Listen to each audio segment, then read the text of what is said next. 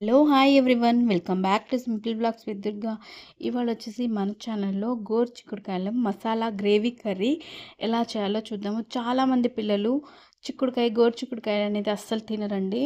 అయితే ఈ విధంగా చేసి పెట్టండి. కంపల్సరీగా రోటీలో కానీ రైస్లో కానీ దేంట్లోకైనా బెస్ట్ అనొచ్చు. ఈ కర్రీ అయితే చాలా ఈజీగా కూడా అయిపోతుంది. పిల్లలు మాత్రం చాలా ఇష్టంగా తింటారు. ఒకసారి ట్రై చేయండి.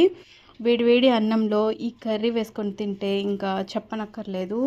కొంచెం గ్రేవీగా కొంచెం మసాలా ఇవి యాడ్ చేస్తే చాలా టేస్టీగా ఉంటుంది. ప్రాసెస్లోకి వెళ్ళిపోదాము. ముందుగా అయితే కుక్కర్ పెట్టేసుకోవాలి. కుక్కర్లో కొంచెం ఆయిల్ అయితే వేసేసుకోవాలి.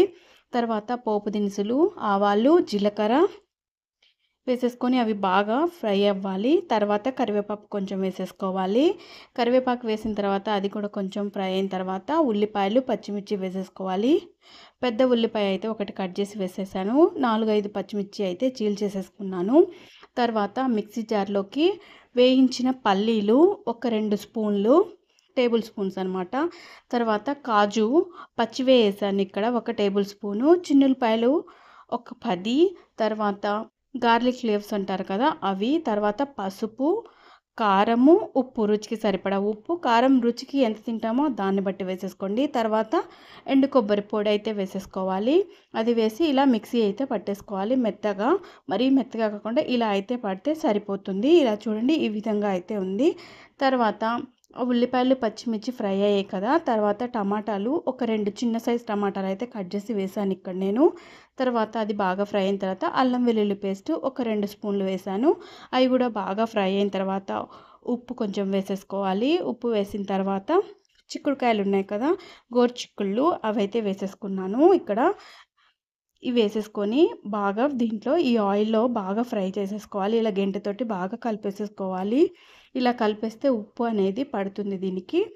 తర్వాత మూత పెట్టి ఒక 10 నిమిషాలు మగ్గనివ్వాలి. ఇలా మగ్గిన తర్వాత 10 నిమిషాల తర్వాత మనం తయారు చేసి పెట్టుకున్నాం చూడండి, ఆ మసాలా అనేది మొత్తం దీంట్లో వేసేసుకొని బాగా కలిపేసుకోవాలి. ఆ కారము, ఉప్పు ఇవంతా దీనికైతే బాగా కలిసిపోతాయి. ఇలా కలిపేసేసుకోండి గెంటెతోటి. తర్వాత కొంచెం ధనియా పౌడర్ వేసేసుకొని బాగా కలిపేసేసుకోవాలి. ఇక్కడ చూపిస్తున్న చూడండి వీడియోలో ఆ విధంగా. తర్వాత మన గ్రేవీకి తగ్గట్టు పెద్ద గ్లాస్తో అయితే 1.5 గ్లాస్ అయితే నేను ఇక్కడ వేసాను. ఇంకా కొంచెం పలచగా కావాలనుకునే వాళ్ళు కొంచెం వాటర్ యాడ్ చేసేసుకోండి. వేసిన తర్వాత కలిపేసేసుకొని ఇలా మూత పెట్టేసేసుకొని 3 విజిల్స్ వచ్చేదాకా ఉడకనిచ్చేసుకోవాలి. 3 విజిల్స్ తర్వాత ఇలా అయితే ఉడికి ఉంటుంది చూడండి. గోరుచిక్కులను అసలు ఉడకబెట్టే పని లేకుండా కుక్కర్లో సింపుల్గా ఇలా చేయండి. చాలా గ్రేవీగా చాలా టేస్ట్గా ఉంటుంది. లాస్ట్లో గరం మసాలా వేసేసుకొని కొంచెం కొత్తిమీర గార్నిష్ చేసేసుకొని దింపుకోవడమేనండి. చాలా టేస్టీ గోరుచిక్కుడుకాయ curry ready. Thank you for watching.